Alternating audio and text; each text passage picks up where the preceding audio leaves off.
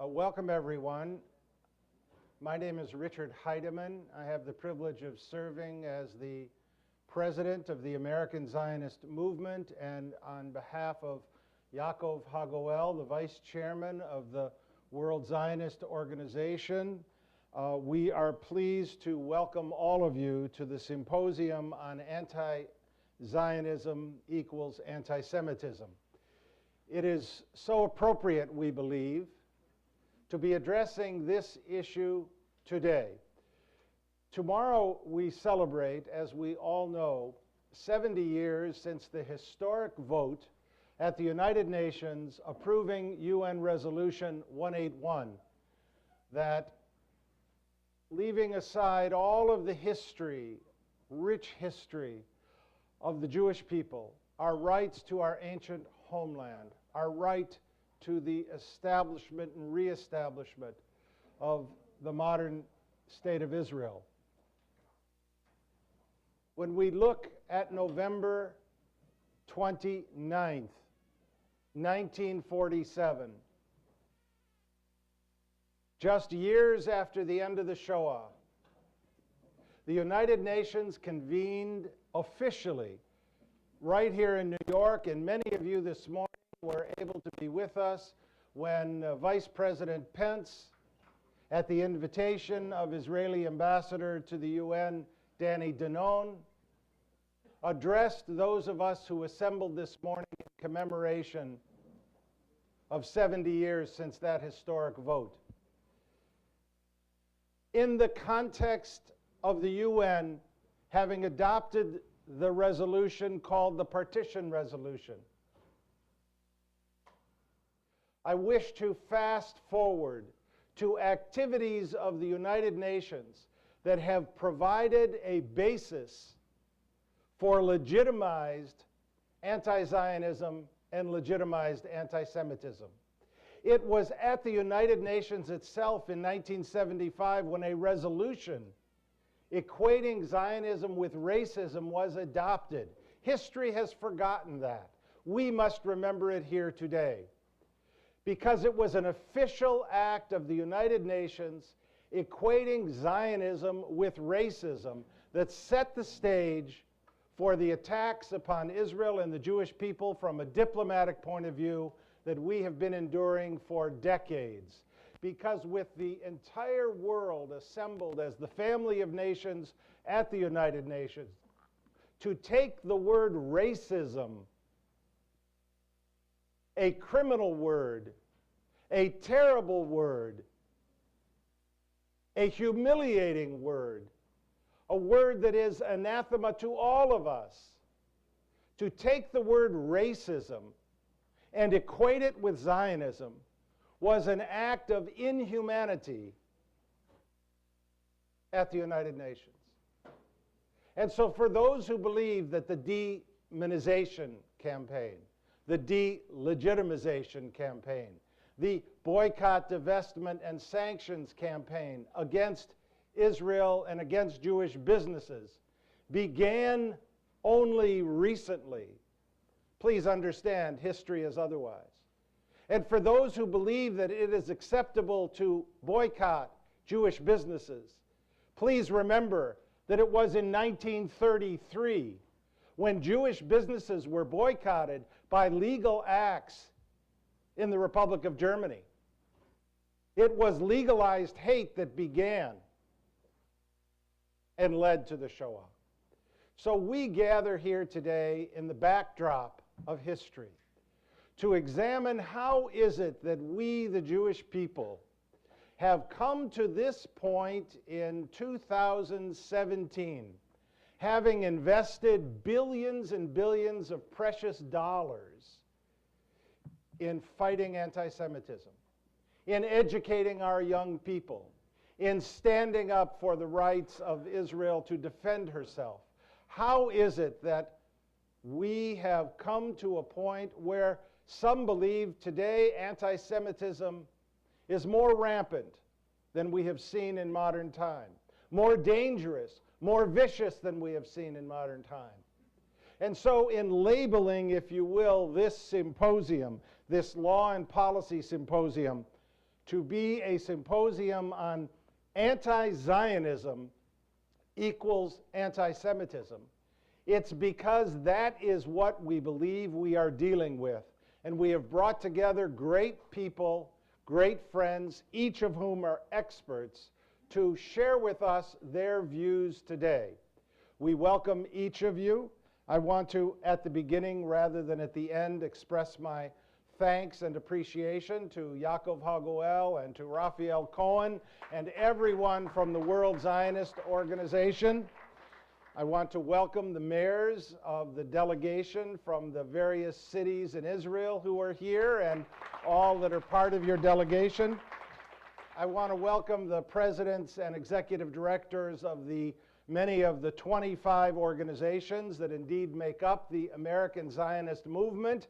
And in case you're not aware, I'll share with you that the American Zionist movement is the U.S. Federation of the World Zionist Organization here in the United States. We are spread across the United States, and our 25 membership organizations span the spectrum of Jewish life, include all the religious streams, and include all the different philosophies. But at the center is a core love of Israel in our hearts and a belief in the rights, the ancestral rights of the Jewish people to be and live and thrive in our ancestral homeland, the State of Israel.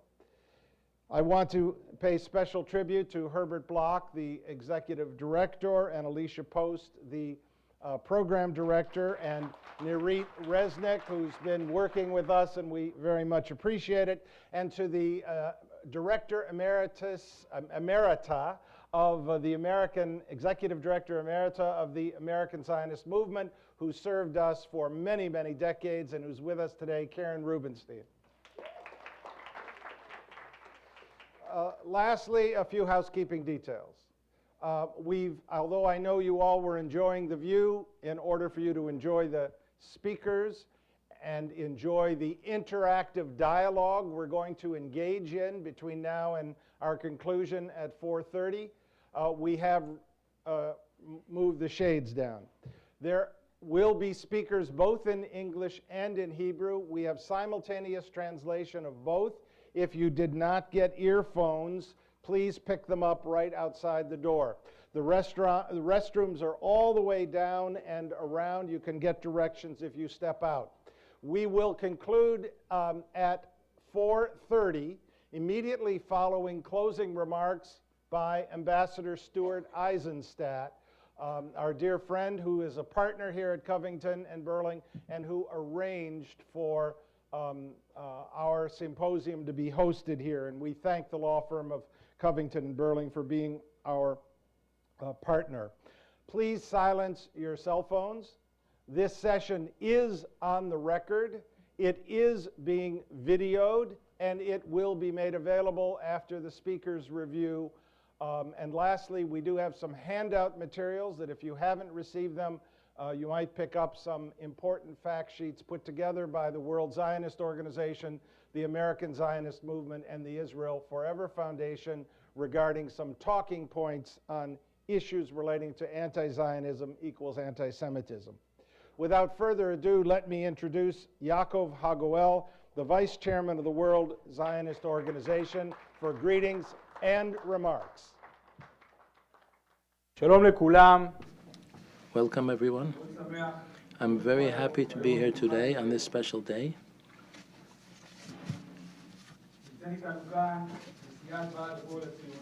The president of Hapoel HaTzioni, Ms. Glazer, is here with us today. Richard Enderman and his wife, who is the president of SDA, American Zionist Movement. We have with us today the management company and the department head, Mrs. Marina Rosenberg, Miriam here from the Zionist Organization, mayors and mayors of communities that are emissaries from Israel and are returning today to Israel, General Chairman Mariel Cohen of the Zionist Organization, Mr. Herbert Black,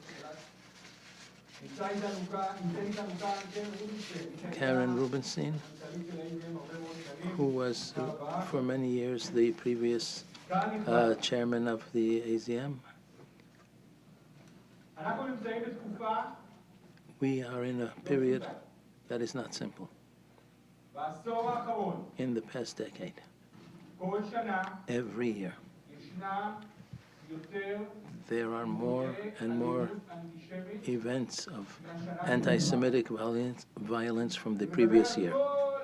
I'm talking all over the world, not just in North America, not just in the US, also in Europe. And these are facts that are in each and every state and every country. Every year there is more anti-Semitic violence from the previous year of the past decade. It is a difficult decade. It is a decade that it is more difficult to be a Jew in the diaspora. It is more difficult to walk around with Jewish signs in the diaspora. True that in Europe the situation is more serious, and I tell you, my friends, there is no doubt that what is happening today in Europe is a wave that will have an effect on the whole world. There are processes that can be explained in many ways. It may be connected to economic reasons. It may be connected to Islamic a situation all around the world. But there is no doubt that these facts, that Jews in Europe in these days cannot walk around with a yarmulke on their head outside of their home. They cannot put a mezuzah outside of their door. In most cases, the mezuzah is found on the inside of the door. This is a feature that is part of the escalation of anti-Semitic violence. People have fear to identify as Jews. I have no doubt that we have Jewish organizations. What should we do in this case? Let's leave the anti-Semitic violence on the side. It's a responsibility of each and every one of the governments. The governments, each of the governments where you live should protect its citizens, its life, their quality of life, to live as any other citizen. If they are Jewish, if they are women, or any other thing, we have to protect them. I want to touch on our responsibility as a nation. I want to touch on the feature that anti-Semitism creates. I want to put another detail on the table that had appeared in Europe 3 years ago in a survey, large survey that was taken. They said 74% of the Jews that are affected by anti-Semitic violence do not report it to any cause. Not to the police, not to the security officials of the community, to no one. If a child today in Belgium goes to synagogue and on the way is given a beating and they hit him and they call him dirty Jew, we know this is anti-Semitism. He comes to his father in synagogue. In the best case, his father hugs him. This is the price to be a Jew, he tells him. I say this because this is the reality of Jews today in Europe. I say this because my suspicion is that this is a world phenomenon that will develop to other places in the world. My suspicion is outside of worrying for life of man. We also had cases of murders of Jews in the past decade. There is always a fear of being living as a Jew. What worries me is the phenomenon that this could bring. I fear that in another decade or two, in another generation, that we will have a lot of assimilation. Because once you fear being a Jew, once you are not proud of being a Jew, there is a slope, slippery slope that you stop acting as a Jew when you don't go with your Jewish symbols. When it's difficult for you to say that you are Jewish, the suspicion is that the assimilation will rise. I want to tell you that here as well in North America, there are phenomena here where students are afraid of identifying as Jews. They change their family names, especially in the company networks that don't sound a Jewish name, because they are fearing for their safety. Generally, people want to identify as Jews. A Jew is a smart person, a successful person in the community. But there is an opposite situation going on here, that there is a fear that identifying as a Jew will cause us assimilation.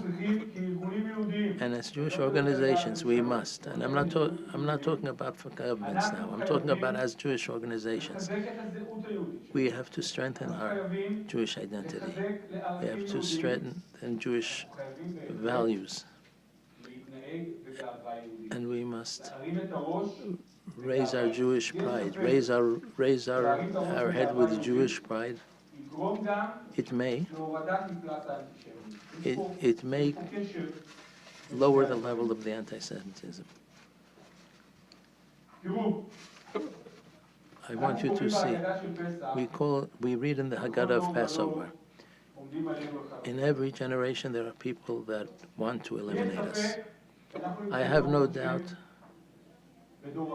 that we are in a different generation. Today we commemorate 70 years this evening to that important resolution. And today we are absolutely seeing it as part of a process. No doubt that 50 years ago, the same Benyamin Zev Herzl had dreamed about a Jewish state in Israel and started the process. And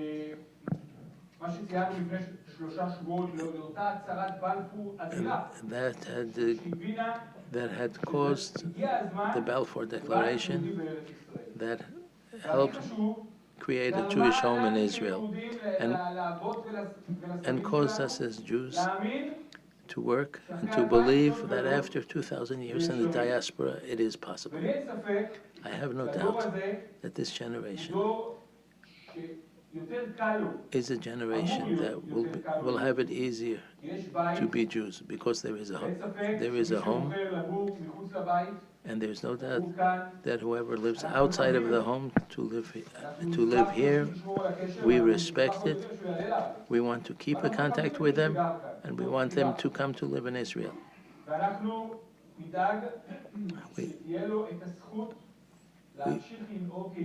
We will see that they have the right, the privilege to continue to act as Jews, not just in their home, but here as well. Today we call our friends, our colleagues in Europe. We have to see how it doesn't reach other places in the world. I believe that Jewish pride and true belief, we will be able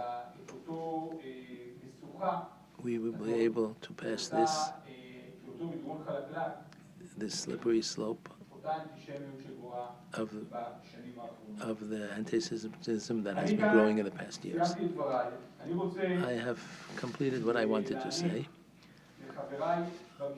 I want to say to my friends in the emissaries that have come with us, a small gift. I will call the members of the Mishlahat.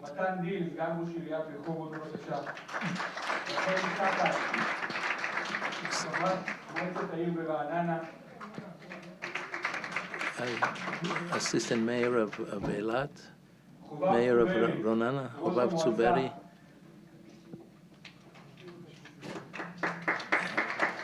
Head of the Moetza, Tzabari, correction.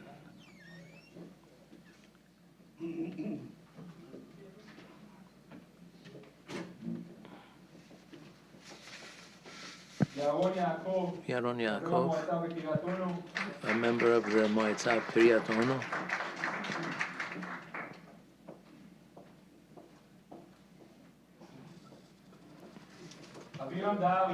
Aviram Dahari, Assistant Mayor of Kiryat Gad.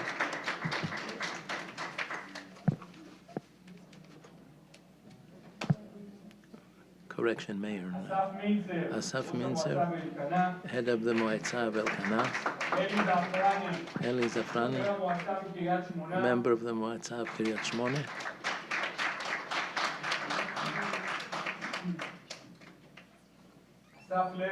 Asaf Levi from Karnei Shomron, Member of the Moetza of Karnei Shomron.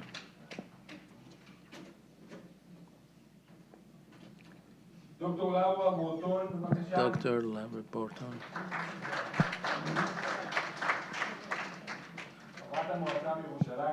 a member of the Moetza of Jerusalem.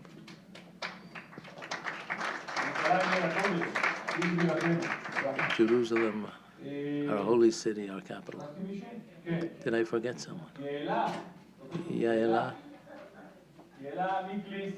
Miklis, Mayor of Yehud Monson.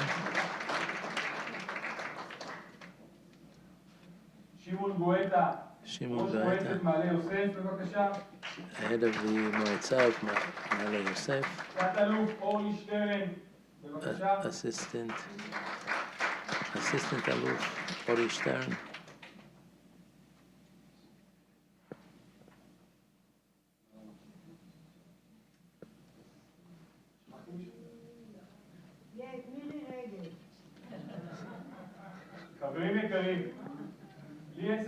Dear friends, I have no doubt that if we raise our heads with Jewish pride, we will be able to overcome this anti-Semitism.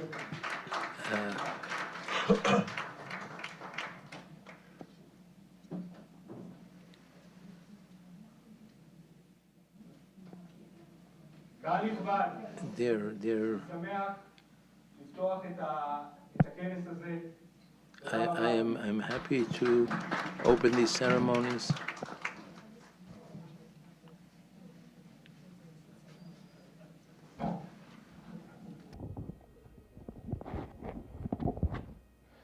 One of the mayor's delegation who was just here, from Kiryat Ono. I would be remiss if I didn't ask us all to remember the mayor of Kiryat Ono, Avigdor Warshaw, our dearest friend for more than 50 years. The very first time I went to Israel, I was in Avigdor Warshaw's home. And last week to Sit Shiva, I was in Avigdor Warshaw's home with his family in Kiryat Ono. One word.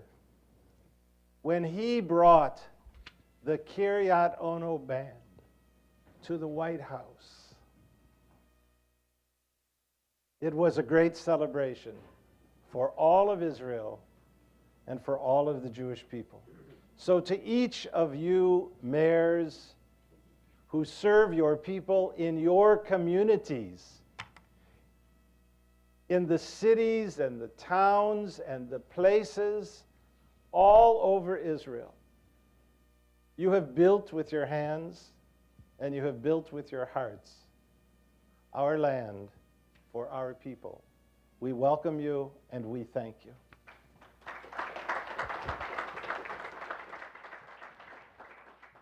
We're pleased to invite the Honorable Yaeli Maklis, the Mayor of Yehud, representing the entire Israel Municipal Officials Delegation, to address our symposium.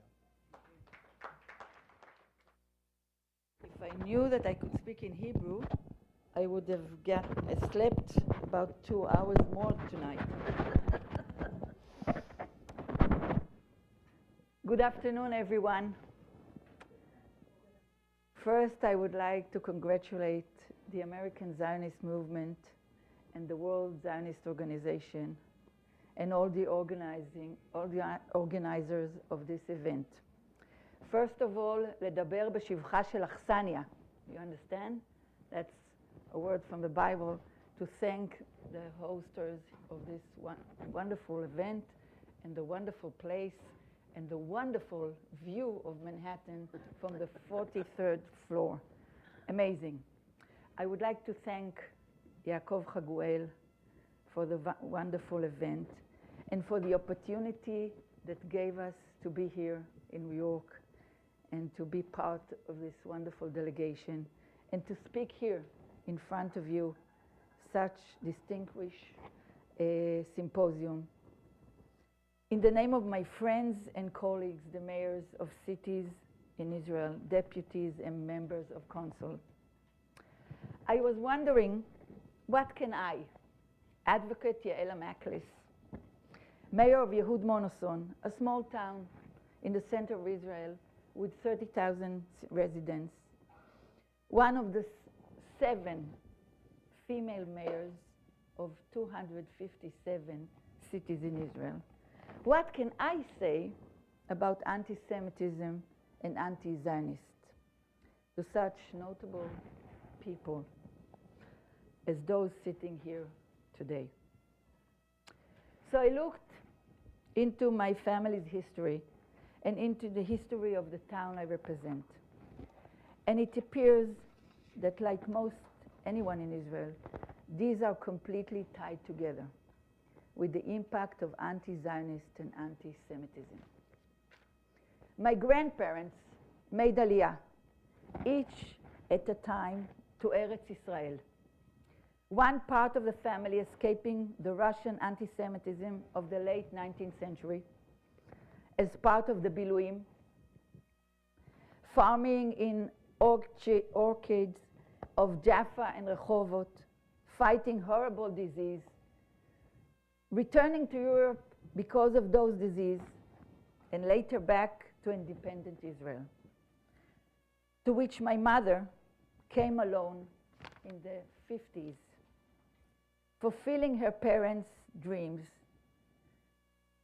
The other side of the family, my grandfather, Advocate Meir Maklis, and his wife Naomi, making Aliyah from Brooklyn, Borough Park, in 1935, all in order to face the British mandate and non-independent Jews in their homeland.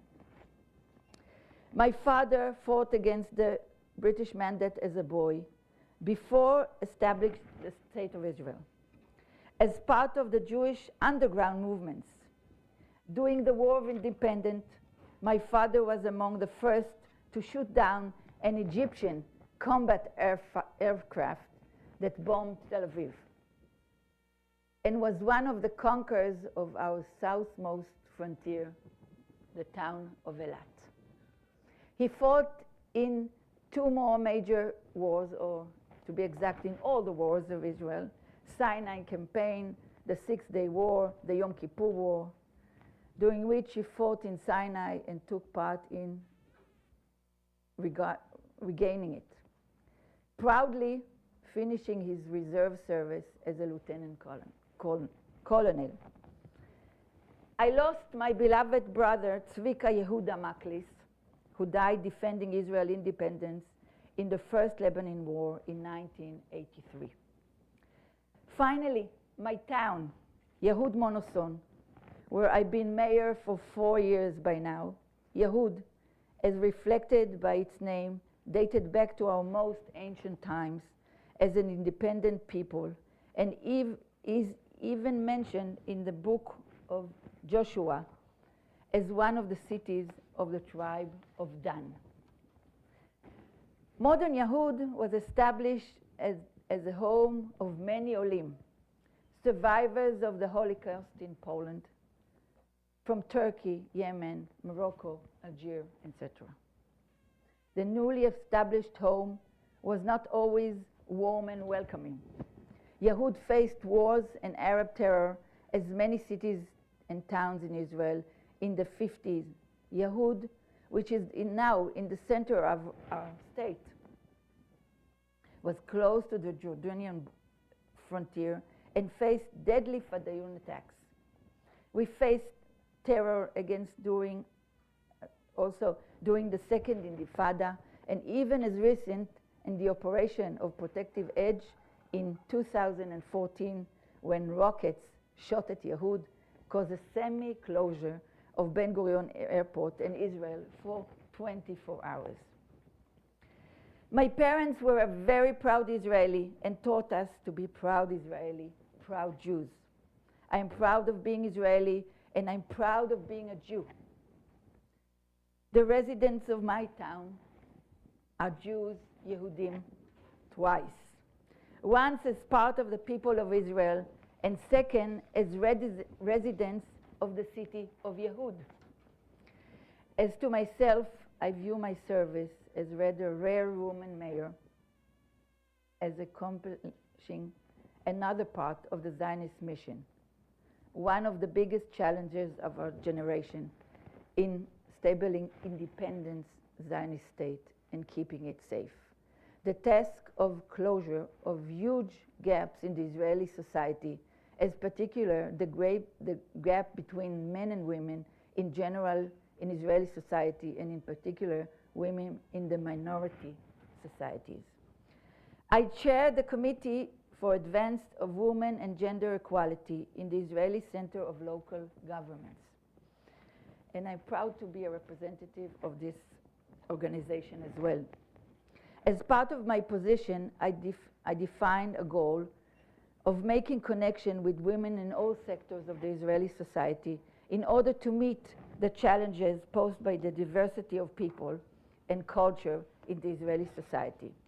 Muslim, Druze, Bedouin, Christians, ultra-Orthodox and religious, with the aim of improving the social climate in our small country by all kinds of means, in order to remove barriers and make a better society and a better atmosphere in our independent state.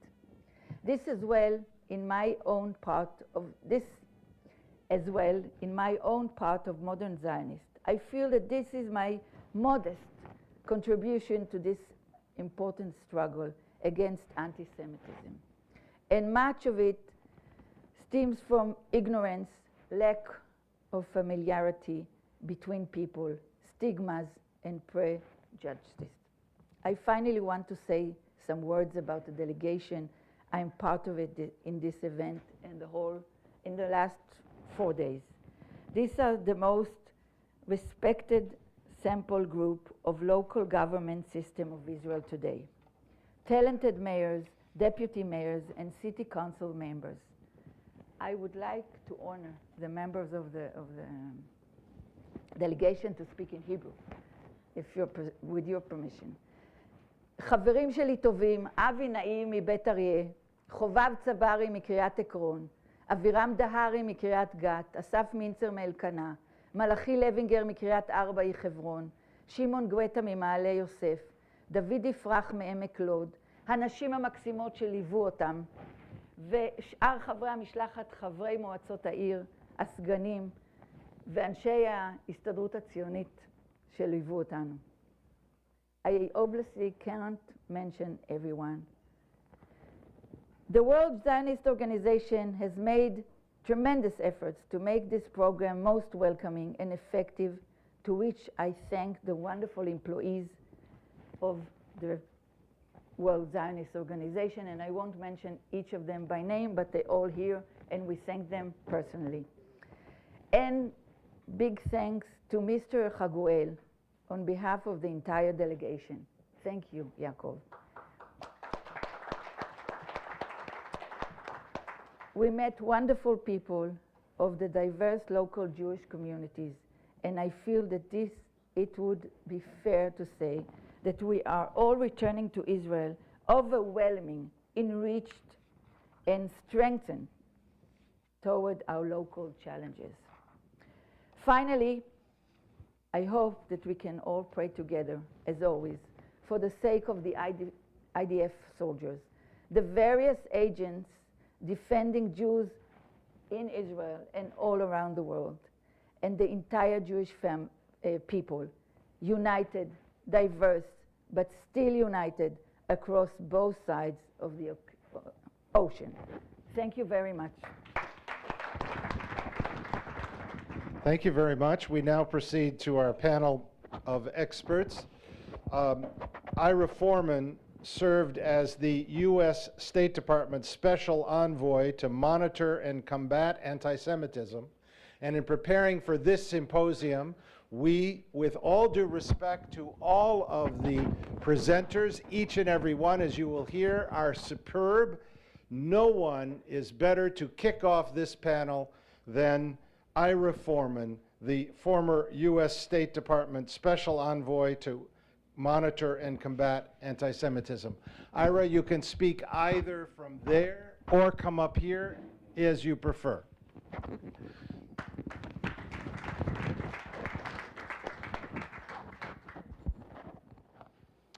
So, I want to confess or reveal at the beginning that I come to this speech with a certain amount of bias.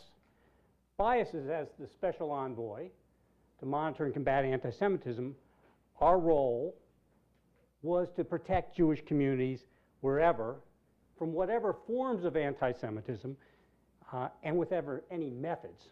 That's my bias. Let me start by saying we were asked at this panel to address two questions. Number one, has Zionism equal racism transformed itself into anti-Zionism equals anti-Semitism? Number two, has the attempt to downsize and delegitimize the state of Israel, including BDS, become the modern day anti-Semitism? Well, I have learned, I think, probably the most important lesson was in addressing anti-Semitism, we must be brutally honest. And if I'm brutally honest and I answer the second question, in the most strict sense, has the attempt to demonize and delegitimize the state of Israel, including BDS, become modern anti-Semitism? In the most strict sense, no. Because it is not the only form of anti-Semitism that Jews face. Not the only. We have to be honest, because to protect Jewish communities from a metastasizing anti-Semitism over the last few years, it's not the 1930s. But if we ignore this, it will become the 1930s. We have to know where it comes from where it comes from, who it comes from. And if we know anything about history, we know that anti-Semitism changes. And the anti-Semitism of 1,000 years ago is still with us, the Christian anti-Semitism, but it is not nearly as important. The anti-Semitism of the mid-20th century, the Nazi anti-Semitism, the racist anti-Semitism, is still with us. And some Jewish communities face that as their primary problem. But if not all anti-Semitism is associated with Israel, we have to be very brutally honest that much of it, and perhaps most of it, is. If Durban didn't teach us a lesson, and I must admit, I did not learn the lesson of Durban well enough, then 2014 during the Gaza war and what happened in Europe did. So in the town of Wuppertal in Germany, 3 anti-Israel protesters broke off from their protest and firebombed a synagogue. Luckily, no one was hurt, and the 3 young men were arrested and convicted, but not of anti-Semitism. The court said this was not anti-Semitism. This was merely anti-Israel. If bombing a synagogue is not anti-Semitism, what is?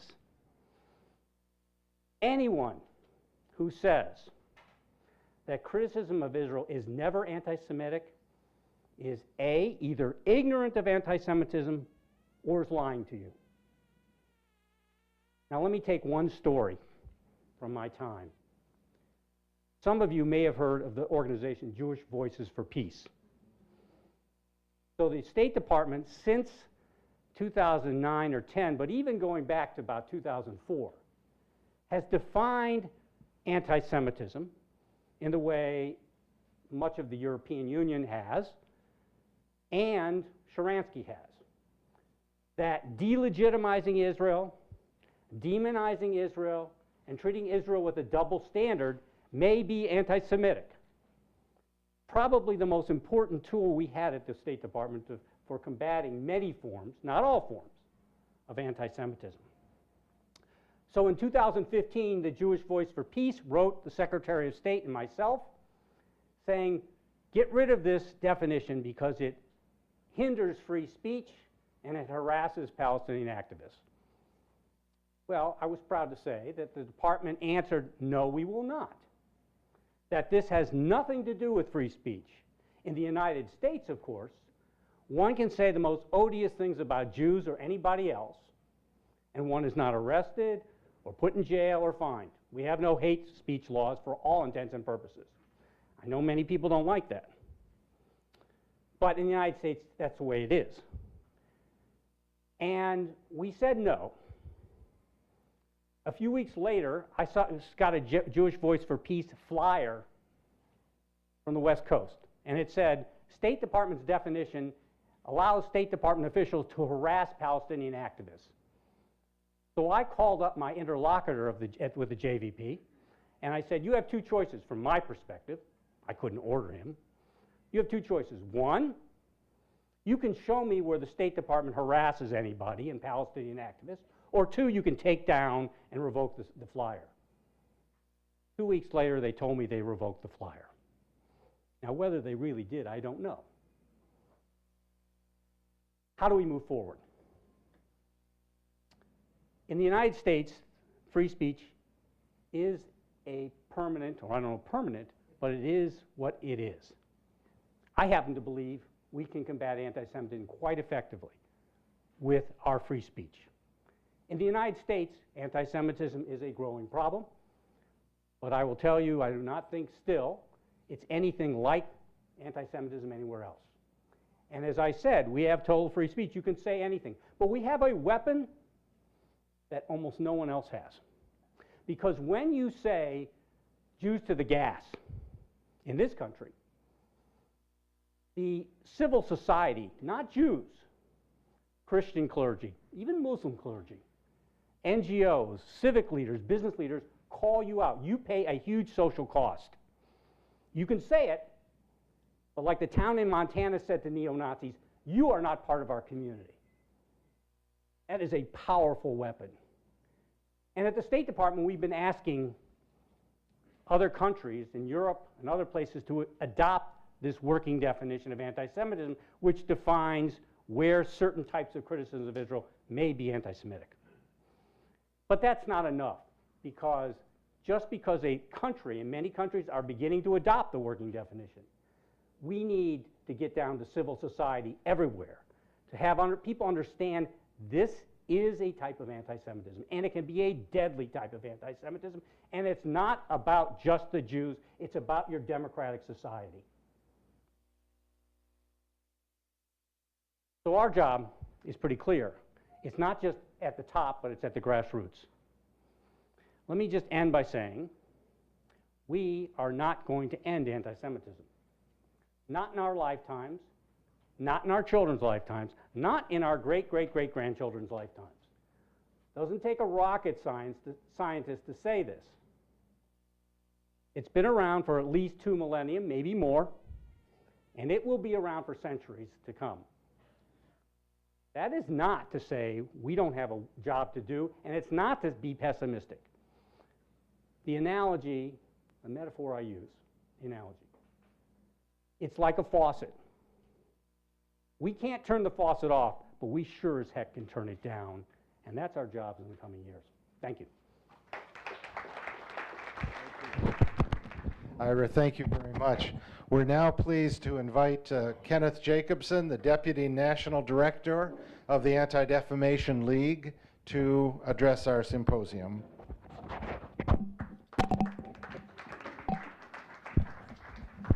And the entire panel will be asked to answer questions at the end of the presentations. So first of all, I just want to reiterate that at a time when we talk about difficult issues such as anti-Semitism, we have to remember this is an incredible year of celebration. Not only tomorrow, the 70th anniversary of the UN resolution, but of course the 120th anniversary of the First Zionist Congress, the 100th year anniversary of the Balfour Declaration, the 50th anniversary of the Six-Day War, and the 40th anniversary of Sadat's peace trip to Israel. So there's much to celebrate. Now, when it comes to anti-Semitism and working for an organization like ADL, that's our primary issue, the first thing we do is we try to be careful in labeling things anti-Semitism. You know, people are very tired of what's known as the victimization syndrome. Oh, every minority is complaining, and you therefore have to maintain your credibility and make sure that you get it right. The second point is it's much harder to identify anti-Semitism on the left than on the right.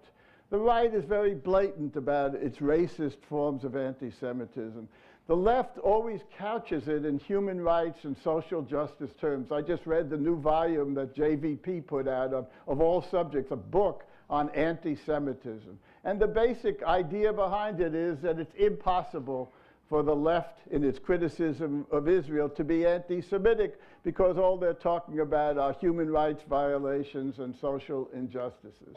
And as I like to say, it's absurd to say that any criticism of Israel is anti-Semitism. Israel, thank God, the new history of the Jewish people post-Holocaust is that, thank God, the Jews have an element of power. The great tragedy of the Holocaust is we were powerless at the worst time. Today, thank God, it's a blessing that we have Jewish power, including the state of Israel. That means responsibility. That means there can be legitimate criticism of Israeli policies.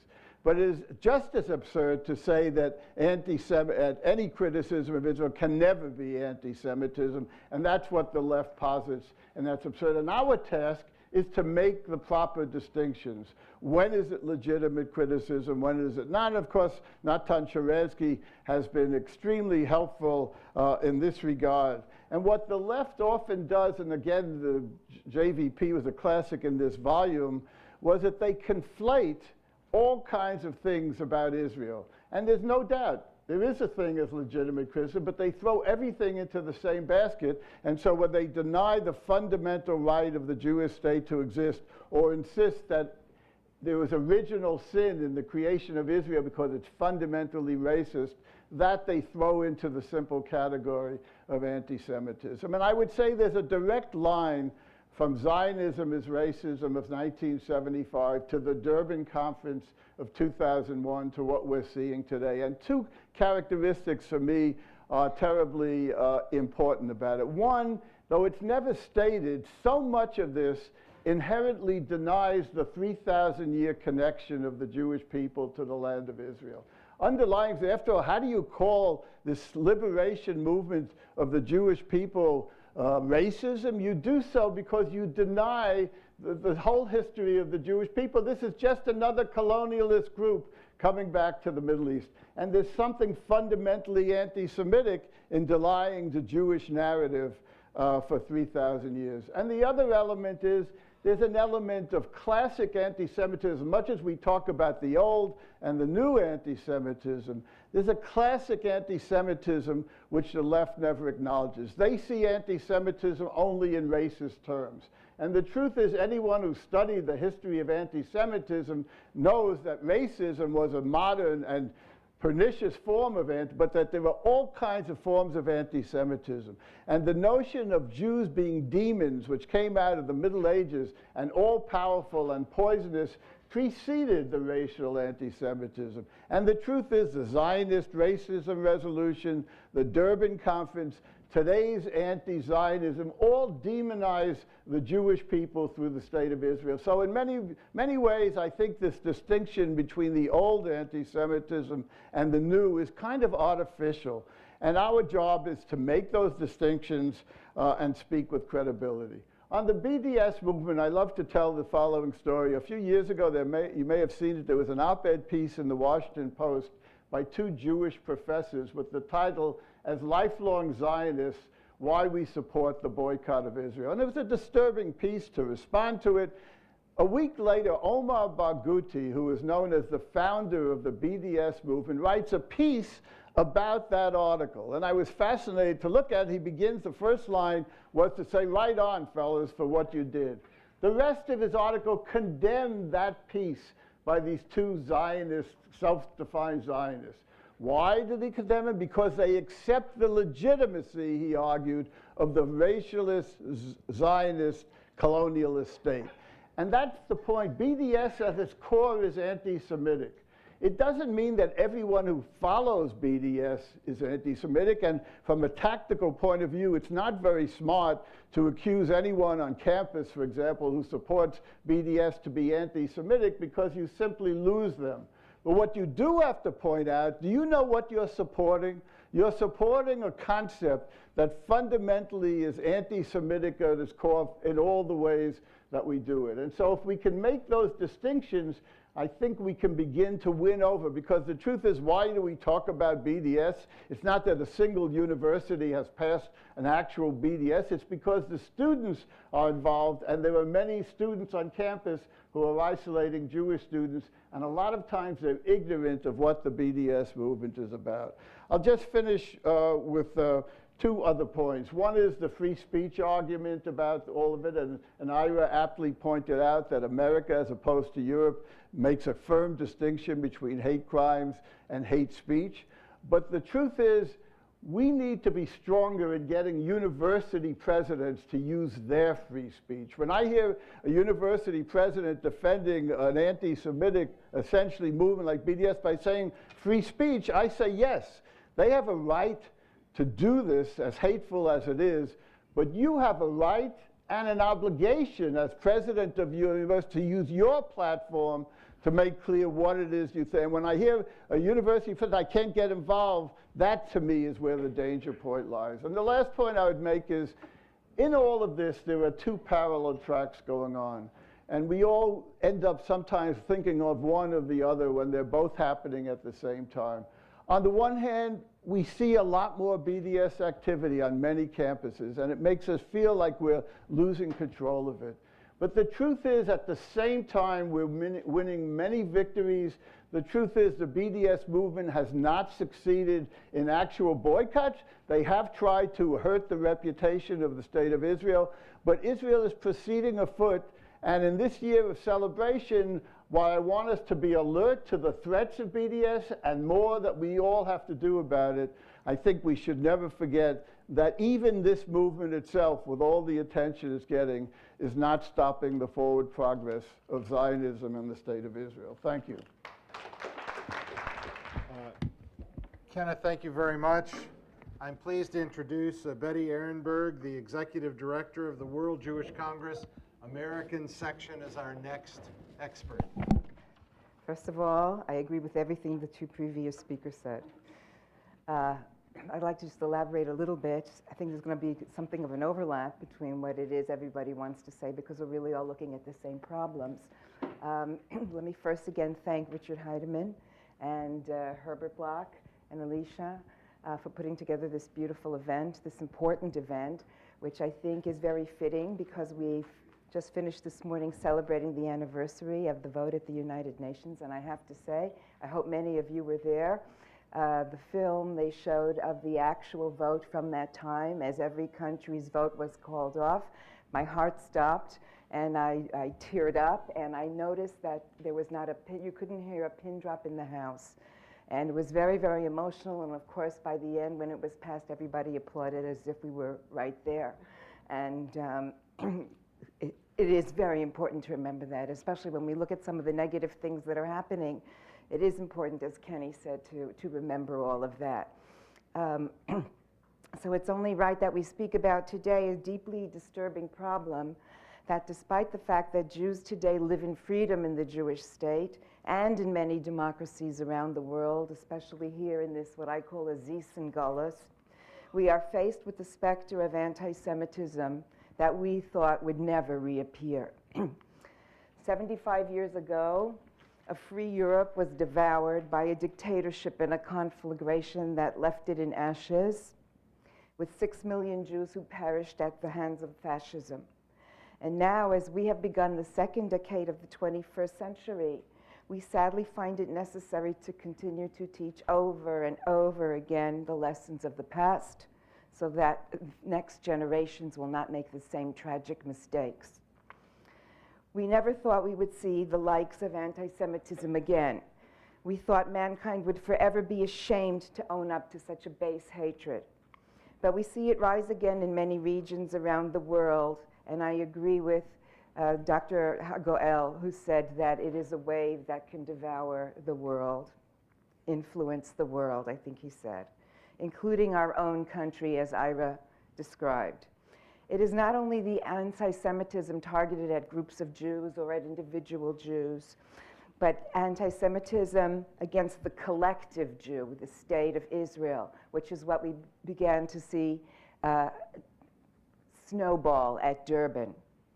I personally must confess that I am still stunned by this phenomenon. I grew up deeply influenced by the Six-Day War. After the Six-Day War and those days surrounding it, I remember countries, peoples, individuals congratulating plucky little Israel, thinking how wonderful plucky little Israel was. And I'm still struck, and I don't always quite understand what happened to turn things around.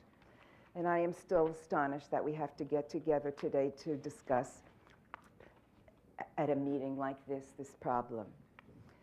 We gather to spread the message that anti-Semitism is still unacceptable, that anti-Semitic hate crimes will not be tolerated, that they will be prosecuted.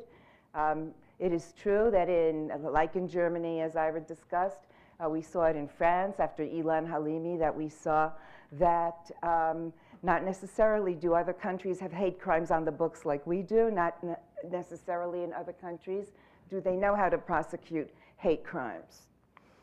We gather together to reiterate that a culture of hatred and bigotry must be met with active and vocal resistance of its citizens, of civic, cultural, and political leaders. And we gather to proclaim that we will fight any attempt to smear the one true, reliable democracy in the Middle East, Israel, from false charges of racism. How does it come to be that a march in defense of equality for women becomes a tool for excluding Jews and bashing Israel? How does a demonstration of support for the gay communities become turned on its head to be called pinkwashing or a cover-up for a supposed colonial oppression? How do progressive values melt away and disappear in a sea of false accusations, overwhelmed by the ancient hatred that just won't go away, anti-Semitism?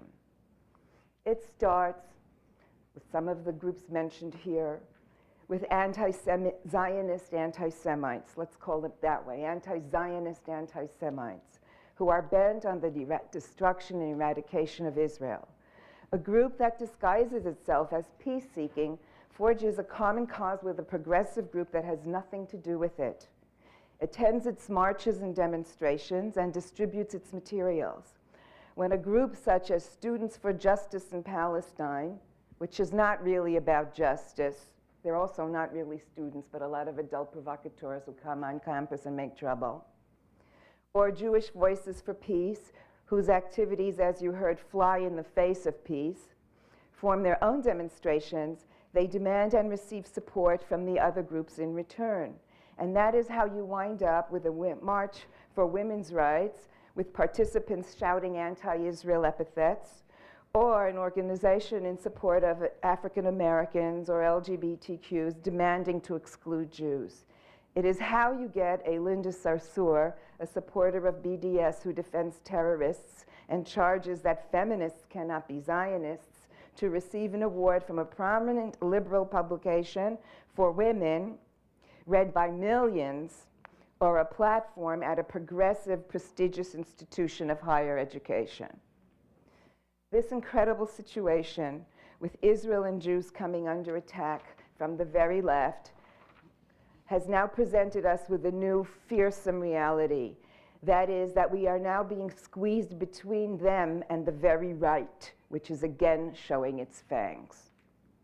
We see it in various institutions of the UN, the very repository of human rights, as its Human Rights Council continues to single out Israel with false charges of blame, while the true human rights abusers of the world get a free pass.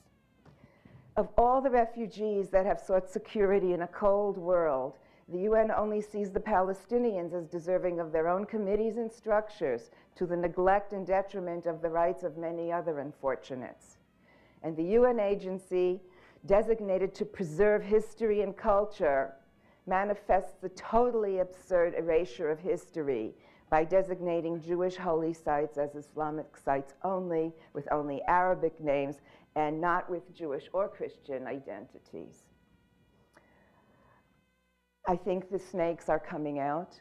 I think that anti-Semitism has never gone away. It never will go away, as Ira pointed out so aptly. I think that we see it come and go in waves. Sometimes it recedes, sometimes it percolates up to the surface, and that is what we are experiencing right now. It was shocking for me to see recently in I think an Anglo-Jewish publication, another article by a Mr.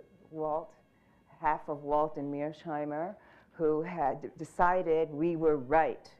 About 10 years ago, this book written by two professors, Walt and Mearsheimer, called The Israel Lobby in U.S. Foreign Policy, was a book that, even though the authors said they support Israel's right to exist and they insisted they were not anti-Zionist or anti-Semites, their thesis was and is that there is a powerful Israel lobby in the United States which has succeeded in stifling open debate about the Middle East.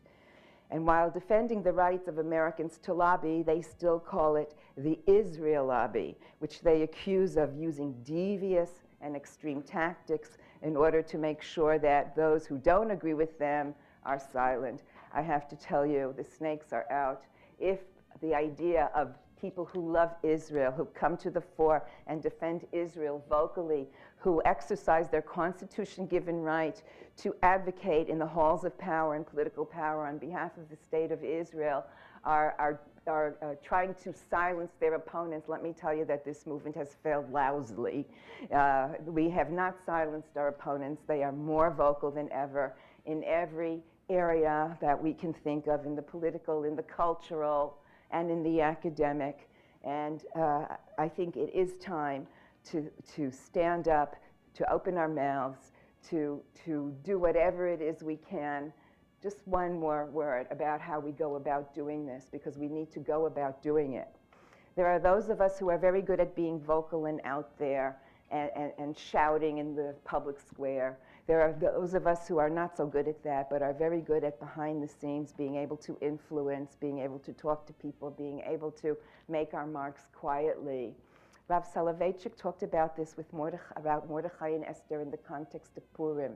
He said, Mordechai was out there. He was vocal. We see the first demonstration against anti-Semitism in the Tanakh, probably, where he puts on sackcloth and ashes and goes out into the courtyard and screams, Tza'aka gedola umara, a loud cry, bitter cry. And we see Esther, who tells him later, oh my goodness, don't do that, leave it to me. And she pulls her strings behind the scenes, and she is influential behind the scenes. And the truth is, Rabbi Soloveitchik said, we really need to exercise both of those things. Those of us who are good at being vocal and public and articulate should do that, should be so. And those of us who know how to work behind the scenes to influence, to exercise our quiet power should do so as well. And with these tools, I believe in a day and age where, as Ira says, as Kenny says, we are not helpless anymore. We have a state of Israel. We should do those things, and we should be able to fight anti-Semitism. Thank you very much. Thank you, Betty. Next, Dr. Charles A. Small, the director of the Institute for the Study of Global Anti-Semitism and Policy. So, Richard, Mr. Bloch, Mr. Hagoel, mayors from around Israel, it's really an honor to be here with you and with the distinguished panel, especially on the eve of such an important date. I want to start with what Professor Elie Wiesel said. Professor Wiesel said that we're living in a time of great urgency. And then he went on to correct himself and he said, no, we're not living in a time of great urgency. We're living in a time of an emergency. And he said this in 2003, and never before was he so concerned about the rise of global anti-Semitism since 1945. From 2003 to 2017, this emergency, in our view at ISGAP, is becoming more relevant, more important, and more concerning. Yesterday I came from McGill University in Montreal, my hometown, and I would argue that the wave of anti-Semitism starts in the Middle East. It's coming across into Europe, and a mix of migration and sort of this philosophical, intellectual moment coming from Europe, it's sweeping into North America. I had a meeting with the provost of McGill University yesterday, my alma mater, where I went to do my first degree, and three things happened at McGill in the last year. A few months ago, they had Punch a Zionist Day. My nephews, two nephews who go to McGill University for weeks, even though they go to the gym and they're not small guys and they're tough guys, were walking around nervous to go to school, to go to campus. A few weeks ago, the McGill newspaper passed a resolution that all pro-Zionist or pro-Israeli articles or advertisements are officially banned from the McGill newspaper. 2 weeks ago, 3 Jewish members of the student union were kicked off the student union by the council because they were opposed to BDS. Ladies and gentlemen, it's here. It's coming from Europe, it's coming from Canada, it's coming from the Gulf, and it's in your country, it's in your institutions. As Elie Wiesel said, anti-Semitism begins with Jews, but it doesn't end with Jews. That once this hatred is unleashed upon society, it knows no boundaries, and tragically, Jewish history and the history of anti-Semitism only too clearly demonstrates this all too well. I did a study in 2005 with an eminent scholar at Yale University, Edward Kaplan. We interviewed 5,000 people in 10 European countries, and basically we showed the correlation, the strong correlation between classical forms of anti-Semitism and what we called Israel bashing. In fact, those who are Israel bashers are 13 times more likely to be anti-Semitic in the classical sense. So the correlation is off the charts. Today, the dominant form of anti-Semitism, as the ambassador said earlier, there's different phases of anti-Semitism. There's, in my opinion, there's 3 major forms of anti-Semitism. There's the religious form of anti-Semitism, the belief that because the Jews don't accept the Christian notion of the Messiah, that they're blinded by evil and they can't have redemption. And what makes anti-Semitism genocidal is that people believe not only was the individual Jew hindered from redemption, but the fact that they don't accept the Messiah, they're hindering global redemption. When the paradigm shift went from religion to the dominant worldview of race and of nation, the Jews were the wrong race, the wrong ethnicity, and they were poisoning the purity of the Aryan white nation and the white race, and they had to be eliminated. And this form of anti-Semitism culminated in the Holocaust. Those forms of anti-Semitism, racist anti-Semitism and religious anti-Semitism, although they still exist, and there's places like Hungary or in Charlottesville where those old anti-Semitisms are around. In fact, the fact that in Charlottesville people came with no hoods, with no masks on their face, and they came proudly, says something about the climate that we're living in this country. That KKK members and Nazis and anti-Semites and racists and homophobes can march proudly with no social cost, or they figured no social cost, ought to be a moment of concern, of great concern. But the most dominant form of anti-Semitism, of all the anti-Semitisms, is the attack on who Jews are as a people and our connection to the land of Israel, our cultural, religious claim and connection to Israel. I would argue that for many years the communities in the diaspora, particularly this community, thought that the problems of our cousins in Israel was a problem for our poor cousins over there. That the demonization of Israel, the dehumanization of Israel, was in part because our brothers in Israel were a little bit stubborn. And if they could only figure out and solve their problems, there'll be peace and all will be well. People like Brzezinski and others in the old anti-Semitism argued that the stubbornness of the Israelis was causing jihad. And if only the Israelis would change or perhaps disappear, the problems of radical political Islam would go away as well and peace would break out. It's the old anti-Semitic canard in a new dress. And some of us were complacent. But now we see that it's not just the Israelis that are under attack by radical political Islam and the so-called left, because it's not left. We see now that diaspora communities in France and Belgium, throughout Europe, who have a strong affinity to Israel, who walk to synagogues, who go to Jewish student organization at universities, are now targeted as well. Because if Israel is an apartheid, racist, fascist, colonial entity, then people walking to shul, or young people going in the postmodern liberal space of a university, going to a Chabad house or to a Hillel or to a Jewish student organization, they become part of the problem as well, and they are being targeted. In fact, many studies are starting to show, people like Barry Cosman and other scholars are showing that anti-Semitism affects young people at a much greater level in Europe and in North America than it does elderly people. People over 50 experience anti-Semitism differently than people under 50, particularly students. So we have the rise of radical political Islam, the Muslim Brotherhood, the Iranian revolutionary regime that has taken, and I'm choosing my words carefully, Nazi ideology, the protocols of the elders of Zion, the most pernicious forms of anti-Semitism that justified the removal of Jews from European society and justified the extermination of Jews in Europe.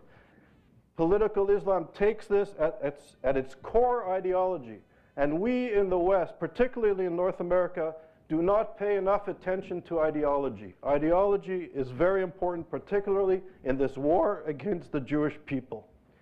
So they take Nazi ideology, put it at the center of their movement. It's not the rantings and ravings of the military wing, or Sheikh Kawadari got up in a bad mood one day and starts quoting from the protocols of the elders of Zion.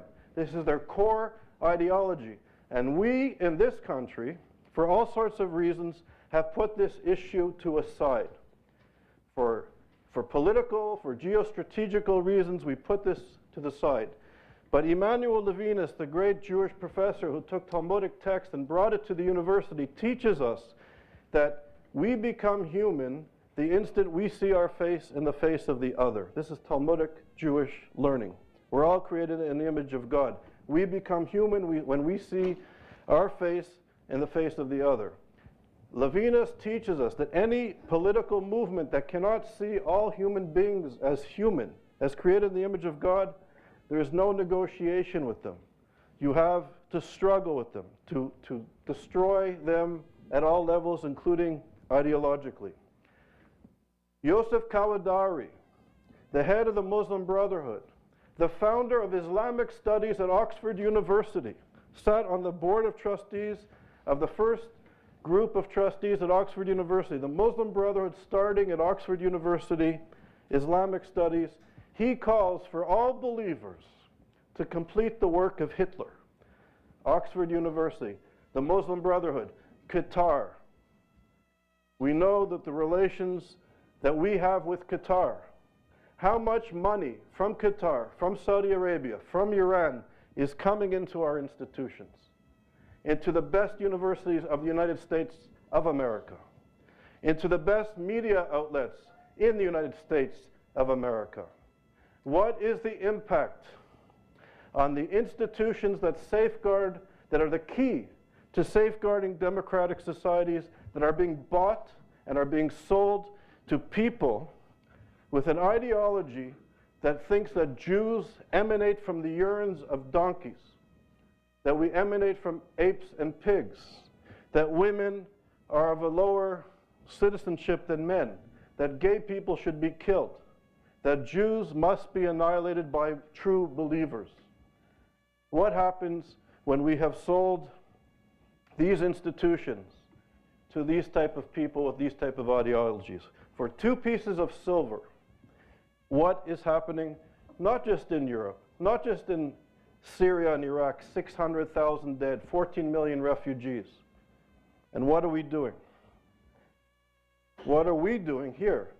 And I would argue that when my grandparents' generation put pennies, because that's all they had, in the pishka so that Israel could be born and that people can have a refrigerator or electricity, my question to this community is, what are we doing to safeguarding American democracy, to safeguarding our children and grandchildren at the best universities in this country that are certainly being influenced by political Islam, by investments that are creating, not just on the campus, but in the classroom, institutions that propagate and a soft selling of political Islam. Georgetown, Oxford, Tariq Ramadan, the list of scholars funded by the Muslim Brotherhood is long and rich. And this is, I guess, the challenge for us today. As we here in the United States of America fighting anti-Semitism, I think that we also have to take a serious look at our institutions. Everybody wants to stay in their lane. Everybody wants to stay in their lane, to get ahead in politics, to get ahead in the academy, to get your PhD, to get a postdoc, to get tenured. Everybody wants to stay in the firm. Everybody wants to be at a good media outlet, so we're all staying in our lanes. But ladies and gentlemen, the running of amok of genocide in Syria, of refugees flooding into Turkey, flooding into Europe, flooding into European cities, at what point do we say it's enough? At what point do we say in this country, the country that hosts the most URLs of terror and radical political Islam in the world? Yes, we have the First Amendment. Yes, there's freedom of speech in this country. And unlike Canada and Europe and Israel, there is not hate legislation as such. But what happens when people from non-democratic countries are using the internet and locating their domain here, where there's freedom, and propagating their hatred throughout the world? What happens then? Are non-American citizens without the tradition of democracy able to have access to this free internet? These are questions. So, in the words of Elie Wiesel, it begins with Jews, it doesn't end with Jews. The rise of political Islam, and perhaps even more dangerously, the acquiescence of those of us in the West who claim to be liberal. To be liberal means you believe in strong citizenship, equality under the law for everybody regardless of race and gender and language and religion. That's what liberals believe in. And I submit to you that we need to take stock here today of what we're doing in this generation, not only to renew our democratic commitment to renewing democratic societies and institutions here in the United States, but as Jews and as Zionists, what are we putting up with? Why can't anti-Semitism be eliminated? Why not? We can eliminate racism. We can take action against sexism and homophobia. Great strides have been made in decades. Why not on anti-Semitism?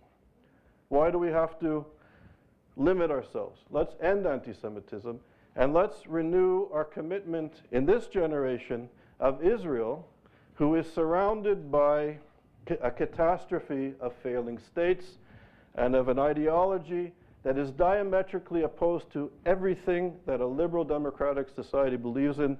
And I think we need to take a stand there and as well over here. Thank you.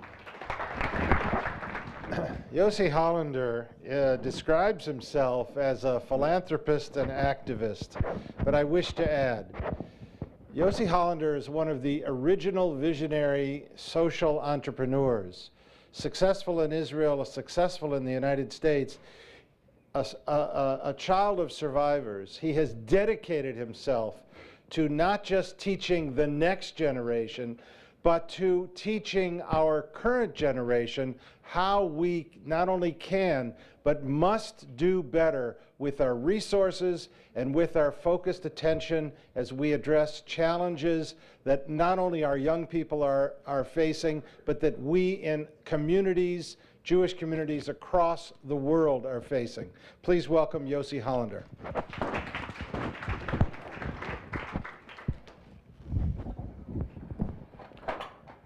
Good afternoon, and thank you, Richard, for the introduction.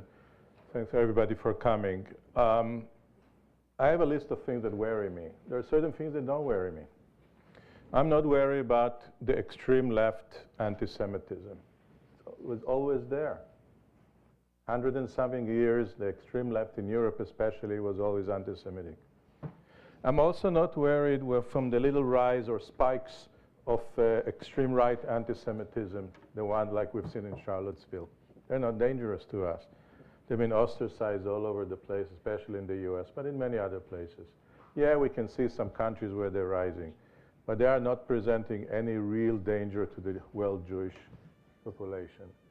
The second danger, the third one, is the one that starts worrying me, and the fourth one is the most. What starts worrying me is the penetration of anti-Semitism to the mainstream left in the United States.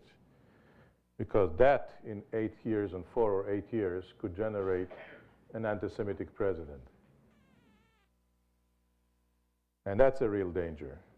But it's all coming from one source, which Charles was talking a little bit about, and that is Islamist anti-Semitism, which is the source of everything. And to understand why I'm so worried about it is because there are 3 states. There's a state-funded anti-Semitism. And the last time we faced state-funded anti-Semitism, there were 6 million people dead. And anybody who thinks this is not working just should look around at the data. Some of the data has been shown here. A lot of it has not. And I'll talk a little bit about that. But the more question is, why is it so dangerous? So first of all, to understand Islamist anti-Semitism, let's explain why we're suffering. Jews, and I'll say the definition in every word is important, are intended collateral damage of a worldwide Islamist expansion. Okay, so let's just to give a quick tour of the words here. Can you repeat? Yeah. Jews are intended collateral damage of a worldwide Islamist expansion. We're not the strategy. We're just a tool. And I'll go through the history and I'll explain exactly what happened. So first of all, what is Islamist? There are 1.6, about plus minus, billion Muslims in the world. 300 million of them are Islamist. Okay? The rest are not. They look at many of them as the Islamists as problem as well. If you think Indonesia is not worried about the penetration of Islamists to Indonesia, you're dreaming. They are very worried. But 300 million, and the fastest growing part is the Islamists. And it's based on 3 countries, 3 ideologies that fund it. Saudi Arabia with Wahhabism, Iran with communism, and Qatar with Muslim Brotherhood. And their goals have nothing to do with Jews. Their goals are, you can call it Muslim world dominance, Islamist world dominance, but their goals, they're going about them in stages. So stage 1, number 1, is radicalize the Muslim world everywhere. And they're doing very well. It's the fastest growing part of the Muslim society. Okay? We'll talk a little bit about that. Second, they want Middle East free of Christians and Jews and others, like Yazidis or whatever. And they're doing very well on that as well. There's only 1 country in the Middle East where the Christian population has not gone down, and that's Israel. Okay? So every other country, it's gone down dramatically. Of course, the Jewish population in the rest of the Middle East disappeared. The third one is to finish the business with Europe. That's how they call it. Okay? Crusaders, the failure they had before, they want to take over Europe. And the fourth one is to move forward, push the West, make the world Islamist. There is no date. It's a move. And that's why it's so dangerous. So when you look at all this and you ask yourself, where are the Jews in all this picture? Because this is like, those are the goals. By the way, they're very successful and they deploy all their money for that. Okay? And we'll give you some examples. But you ask yourself, where are the Jews in all that? We just mentioned them a little bit in the Middle East. Well, we have to go back to 1968. There was a conference in Azhar University, the Muslim university in Cairo. And in that conference were all the famous clerics of the Islamist movement that we later on found in all the intelligence paper of Al-Qaeda, etc. Not the young ones you see today. Some of them are dead. But that's where all the ideology was really consolidated and founded at that time. Or it founded before that, but that was consolidated. And they made a few strategic decisions. And it's all, by the way, all the protocols are in English. You can get them on Amazon like anything else. And what they say is as follows. 1, Jews are eternal enemies of Islam and must be eliminated. That is a change of Muslim law. Because under Muslim law, basically a Jew, if they pay their dues, their tax, actually their ruler has an obligation to protect them. Now they changed 1,300 years of Muslim law and said, no, they must be eliminated. They're eternal enemies. Second thing they did is they decided to use anti-Semitism as a tool to penetrate the West, because they knew that the right in Europe and the left in Europe and in other places will not object because they were already very anti-Semitic. And they've been very, very successful ever since in implementing that strategy, because there was no cost to that strategy. So right now, it's been very successful, so they keep going on it. That's why all the liberal organizations today, they don't attack the way the Muslims are, the extreme liberal organization. They don't attack the way Muslims treat women, because there's a bigger enemy that is more important. That's the Jews. So they've been very, very successful, especially in Europe, and from Europe they're moving here. You have to understand, this is all state-funded. It has nothing to do with us. So when Saudi Arabia funds a mosque in Minneapolis in order to radicalize the immigrants from Somalia, it is not because of us. It's not the first goal. It's to radicalize the Muslim world. And in order to and what happens though is that the imam that teaches it also came from a school where they taught him that Jews are the enemies of Islam and must be obliterated. So every young Muslim student who goes to a Wahhabi or Muslim Brotherhood or Iranian mosque in the influenced mosque in the United States learns is that Jews must be eliminated, because they're the enemies of Islam. It is not because of it is not because this is the strategy. It's something that is part of the curriculum. If you go into universities, they're not opening Muslim centers there because of Jews. But that's what is now used as part of the system. So we have to understand this is a bigger fight system that is geared towards the entire American system, the entire West system, and we are intended collateral damage. What can be done is a different discussion, but I think we have to understand that as long as we fight this money, there's not much we can do. I'll give an example in McGill or any other university. So there are 65,000 Saudi students in the United States every year.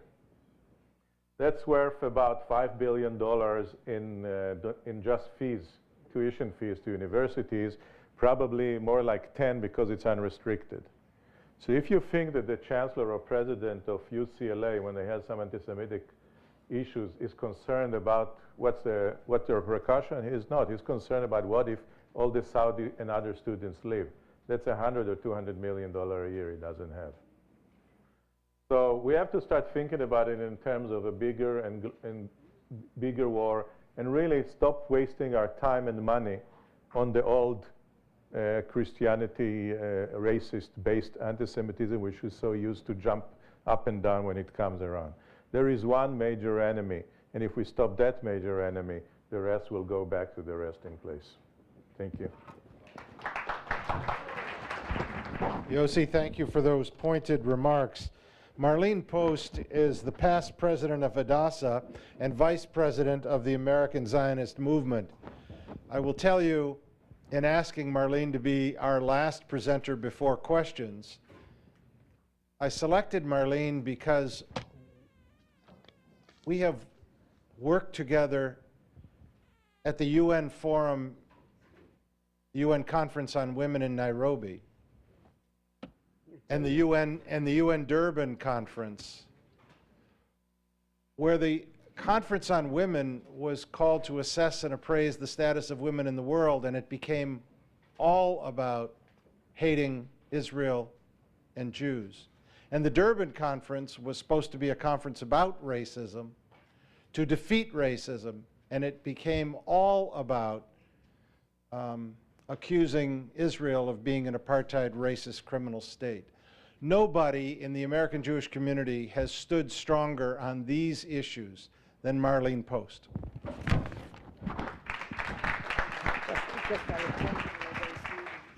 So I sat taking notes, and I didn't really take enough, because I learned more today from this extraordinary panel than I think I have thought about in a very long time.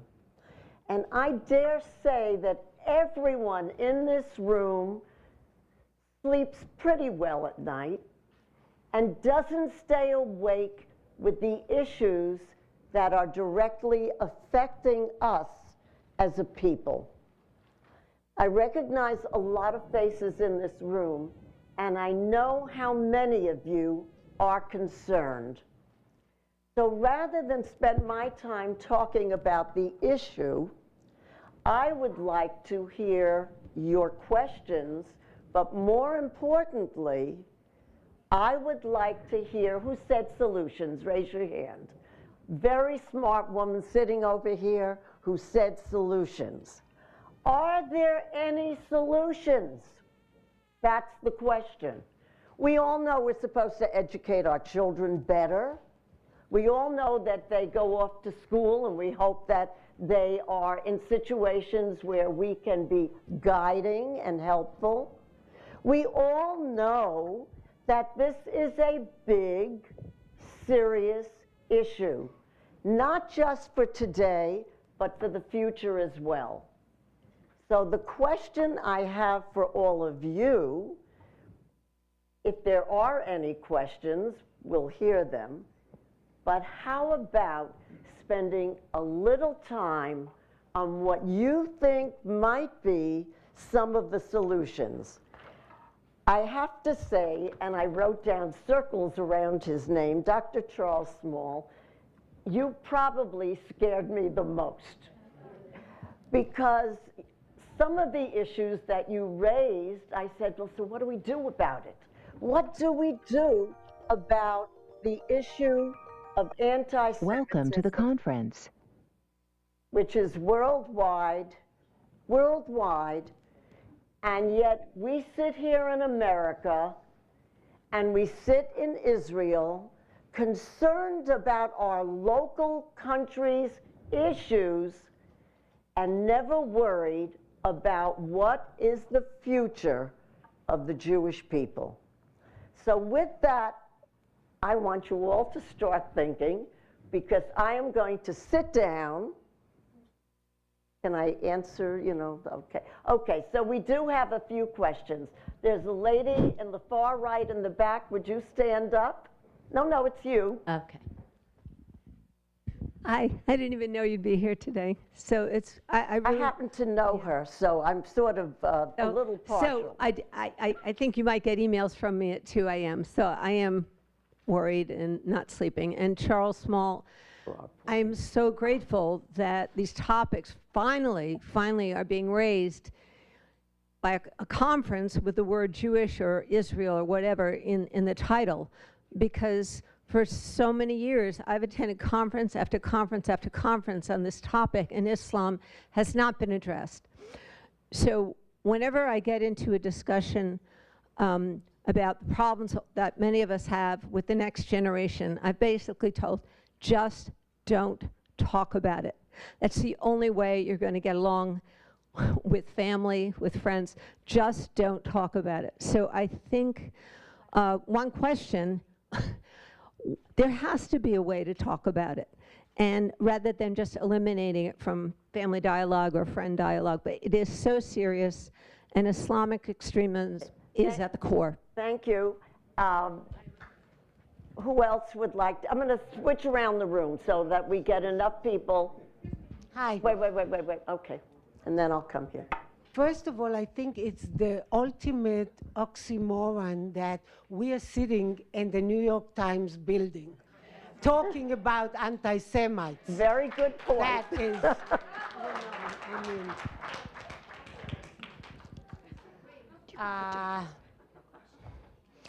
second, I want to ask Kenneth Jacobson. You were saying that we have to be so careful not to talk about the BDS as maybe they're not anti-Semites. Hey, don't pick on our speakers. Ask your question. No. The question is, what are we going to do? We always talked about the West Bank, how they teach their kids, and that we have no hope with this kind of education to have a next generation or third generation. So I want to know, what are you going to do about this? Is the west side of Manhattan. This is a book, and the children's They may not know about the book. The book is very. They should. It says here. It was in all the papers. Alicia, bring the book up front, because this is a real issue. I is for Antifada. And this is, Antifada is to kill the infidel. Okay. And this is hate crime. We agree with you. We know the book, and I want you to just hold this book up, and we're going to give it to Ken because the question went to him. And this is a book which we've discussed in many synagogues and have made a discovery, because it is sold in New York City and all over the country for that matter, and is absolutely disgraceful, I'll put it that way. So can I pass it down to Ken, and then we'll bring it back. The answer is that we all have to condemn this, and not only condemn it as the Jewish community, but to get all governments and other leaders and religious leaders to condemn this. You began by making a reference to my comment about caveats and being careful, and this is exactly the point. You want people to pay attention to you when this kind of anti-Semitic garbage appears. That also means the old thing, you want them to listen to you because they say, you know what, when you speak, I know they're telling the accurate truth about anti-Semitism. And I have to tell you, my experience is that there are a lot of people who are reluctant to listen to these things, and that for us is the critical thing. You want people to hear and you want people to act. So when I make a distinction, I'm simply saying make sure you know. Obviously, this is clear-cut anti-Semitism. We spend our time every day denouncing anti-Semitism in many, many forms. But I still go back to my point. If you're going to be careless in establishing what is anti-Semitism and how it appears, you're going to find that people you need in the struggle, because it's not only a Jewish struggle, it's an overall, are not going to be paying attention. So that's all I'm saying. We're out there every day denouncing anti-Semitism, but you have to be careful. Thank you. Yes. Dr. Small, I haven't seen you for 2 years. You blew it out today. Thank you very much. And you inspire me every time I see you. For the last 2 years, I've researched how much money the United States has in Jewish billionaires. There are over 200 Jewish billionaires. I've researched how much they give to Jewish causes and how much they give to Israel. And unfortunately, less than 95% of them give seriously to any of these causes here or in Israel. So I believe the solution is, you said 5 million to 10 billion from Saudi Arabia. That money could easily be gathered by the top Jewish billionaires and given and compete with that. So I think that one of the biggest solutions, and most people are afraid to even do it, is reach out to the Jewish billionaires, because if they knew what's going on now back in the 1930s, the Rothschilds and all the big Jews in Europe, if they know that they should have been committing their dollars to go ahead and fight. It's the same thing here in the United States. So in my belief, the solution, one of the major solutions, is to tap the Jewish billionaires to get their money to actually deal with these situations. Thank you. I think that's very clever. Okay, one right here. Yes. Hold on. Let me give this to you so that we can hear you on the mic. I find it ironic that today Linda Sarsour is in an anti-Semitic symposium without anyone from the panel at the symposium today. Just a little solution that I was thinking about. When the kids in schools see the BDSers from the river to the sea and racism and all the keywords that they stream out with settlements and all that, I think we need to find a slogan. Instead of the kids not singing Am Yisrael Chai, we need a pointed slogan and sharp and sweet that gets to the point that we support Israel, that the kids can be like a mantra that people who only hear from one end of their, from a side ear, they hear settlements and all this stuff, they'll pay attention to it. Thank you.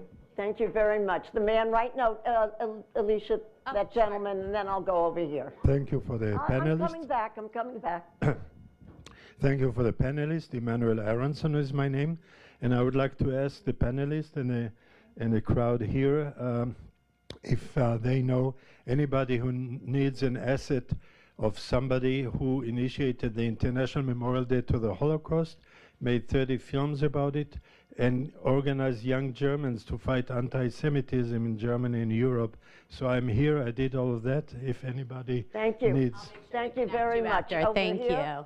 I'll come to the front soon. Don't worry. Hi. I give a nice percentage of my money to an organization called the Center for Immigration Studies.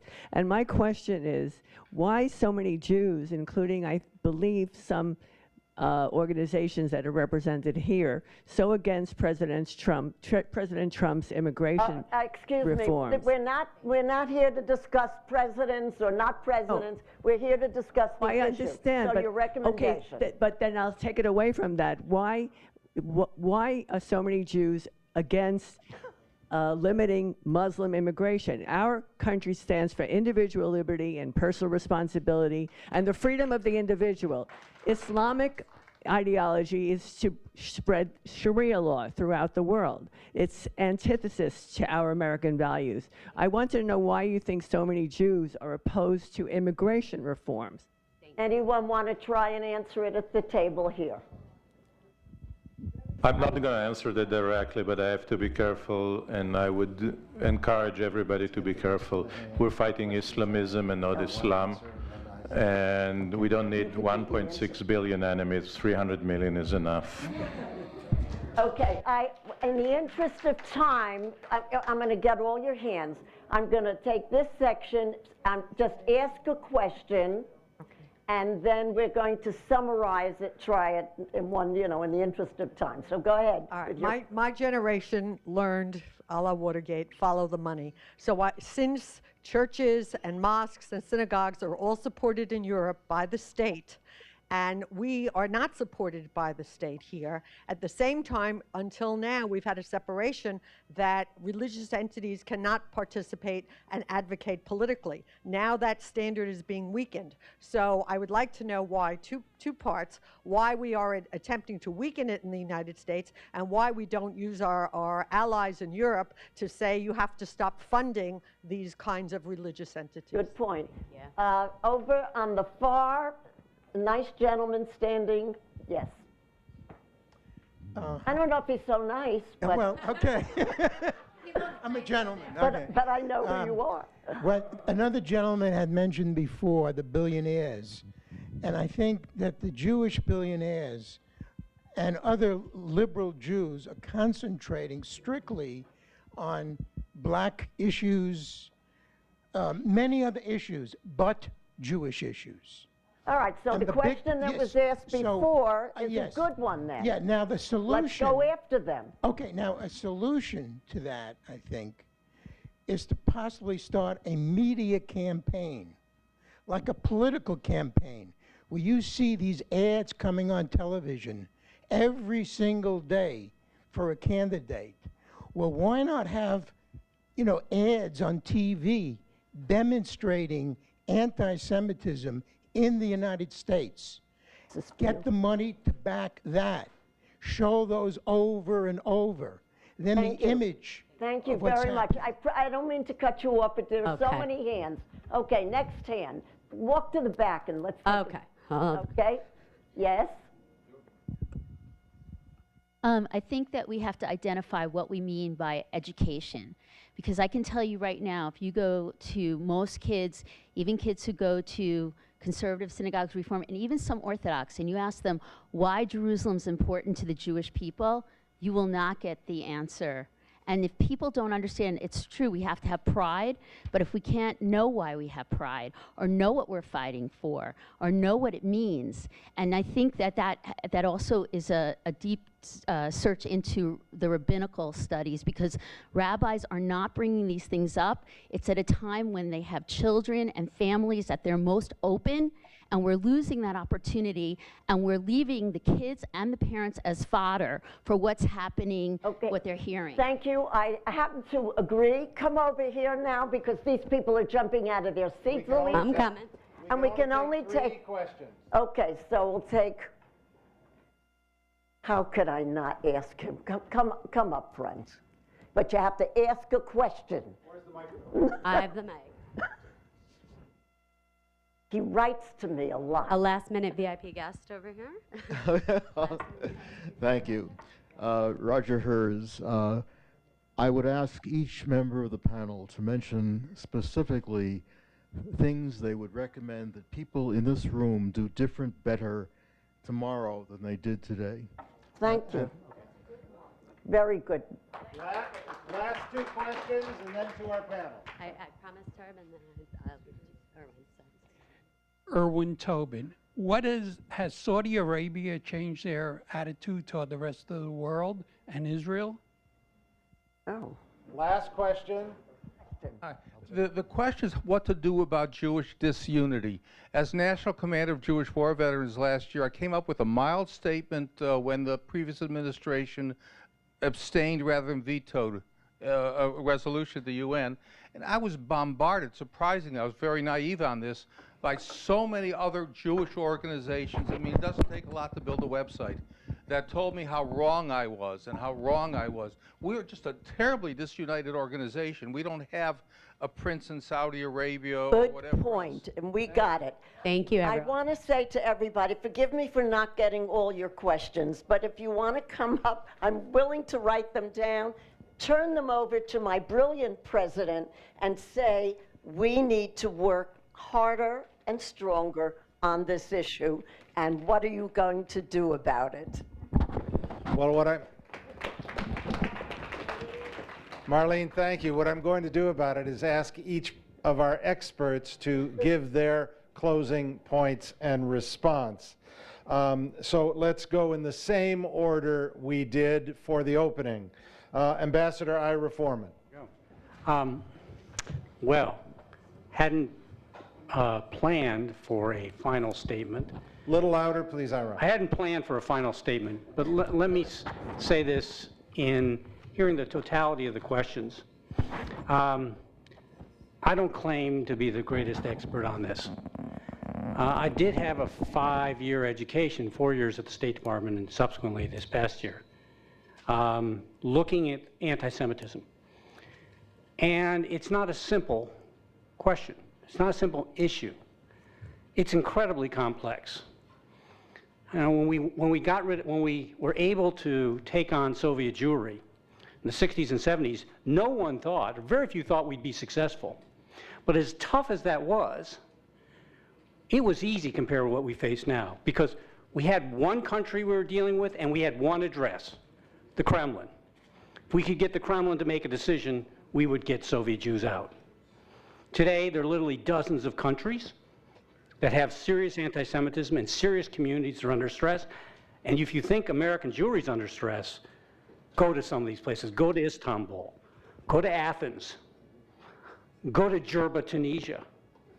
Go to Denmark. And let me tell you something. Each and every what was asked, what can we do better today? Well, educate yourself. Find out really what's happening.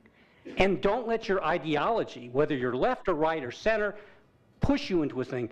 Listen to other people. What are Jewish communities? What is happening to Jewish communities? I can tell you in Budapest, solving the problem of radicals in Islam is not going to help their lives, because it's all about extreme right-wing racist anti-Semitism.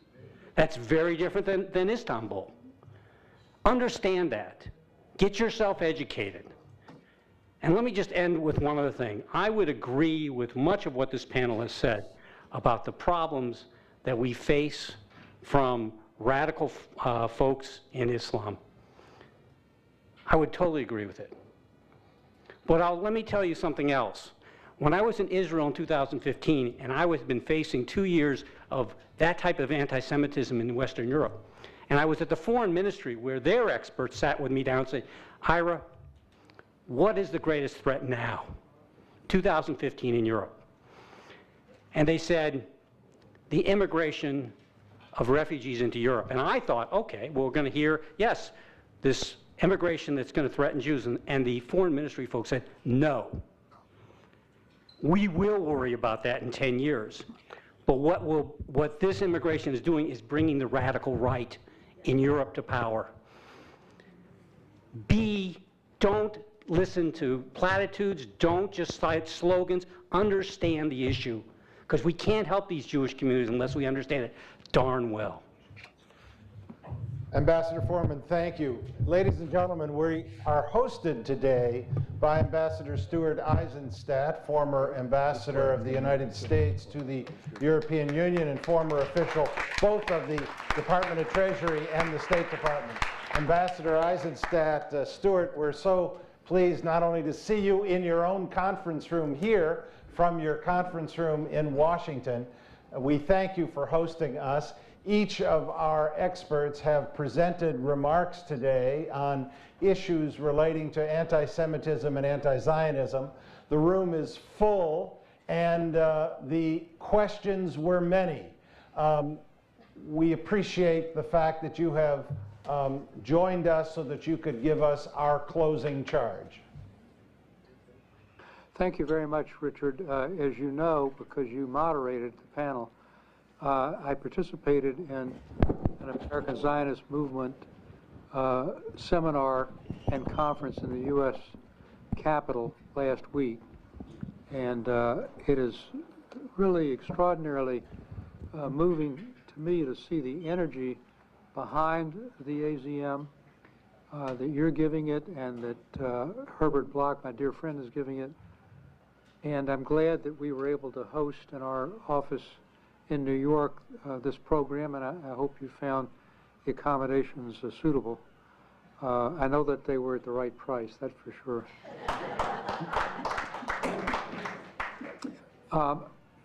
You've had a very distinguished panel, and let me just add a few words. As we are now approaching the anniversary of so many historic events. The Balfour Declaration, the 1967 war, and very soon, next year in May, the 70th anniversary of the birth of the State of Israel. It's a very opportune time to focus on the issue of Zionism, anti-Semitism, racism. So let me try to provide some context.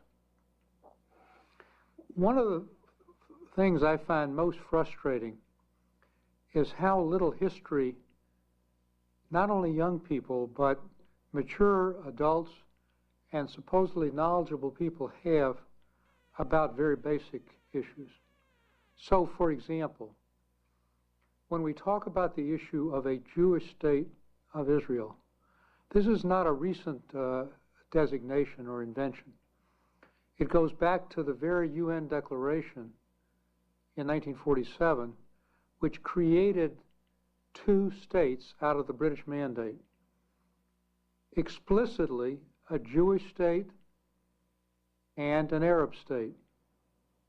And it was because the Arabs rejected that partition, which would have given them a very substantial percentage of British mandatory Palestine, that the very conflicts that we have today have occurred. The second is that the 1967 Six-Day War, which I'm sure all of us remember in this room, did not result from Israeli aggression. It resulted because the combined forces of the Arab armies were ready to attack, and in a defensive counter-thrust, Israel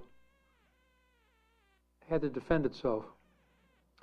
Third, it's important when we look at the issue of Jerusalem and the Palestinian territories, the West Bank, Judea, Samaria, whatever your preferred designation is, that every effort was made by the Israeli leadership to King Hussein of Jordan not to join Egypt and Syria and his Arab brethren in an attack on Israel.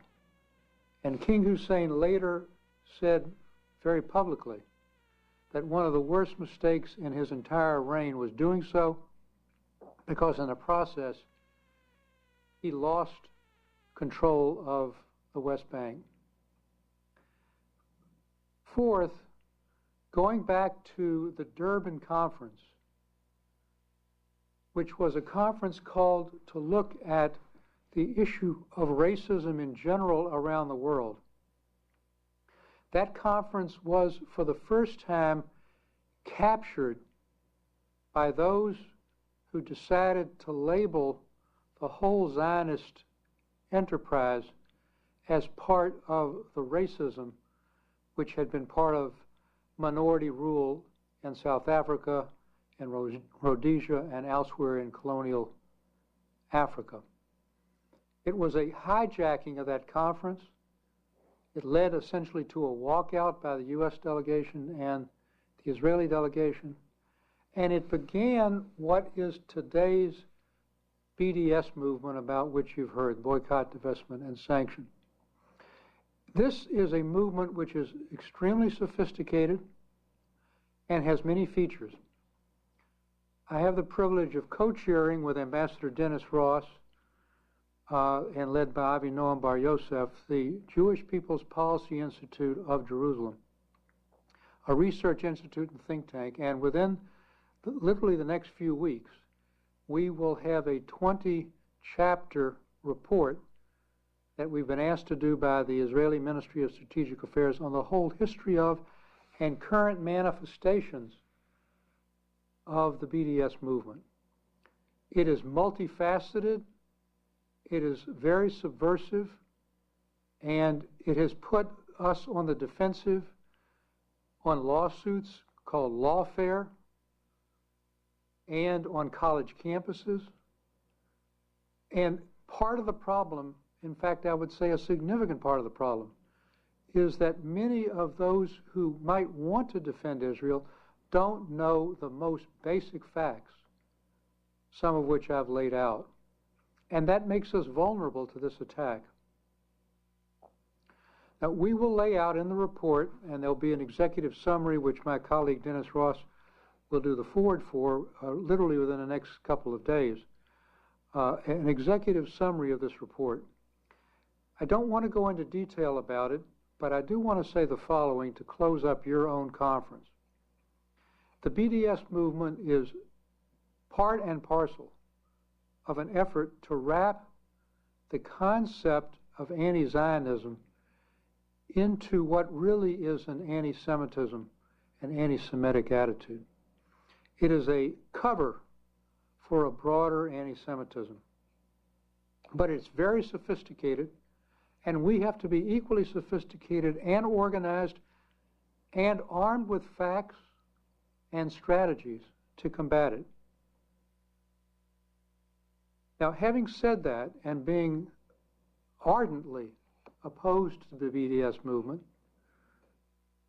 and now working with AIPAC on legislation that would take the anti-Arab boycott legislation I negotiated as President Carter's chief White House domestic policy advisor in 1977, which made it a criminal law for any American company to participate in the Arab boycott of Israel. And by the way, that 1977 law is still, to this very moment, vigorously enforced.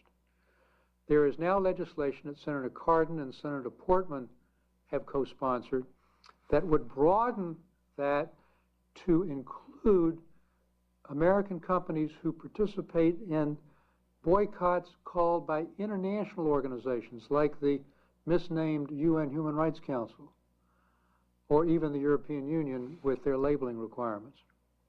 So having said that, it's very important that we make a distinction. Israel is a very strong, vibrant, sovereign state, one of the most militarily and economically strong states in the world. By being a sovereign state, just as the United States or the UK or Germany or any other sovereign state, it must be subject to criticism, to debate on its policies, its settlement policies, its policies toward its own Arab citizens, its policies toward the Palestinians. And it's very important that we not label any criticism of those policies as automatically anti-Zionism or anti-Semitism, or we degrade and debase our ability to counter those genuinely anti-Zionist and anti-Semitic attitudes. This is a very important distinction.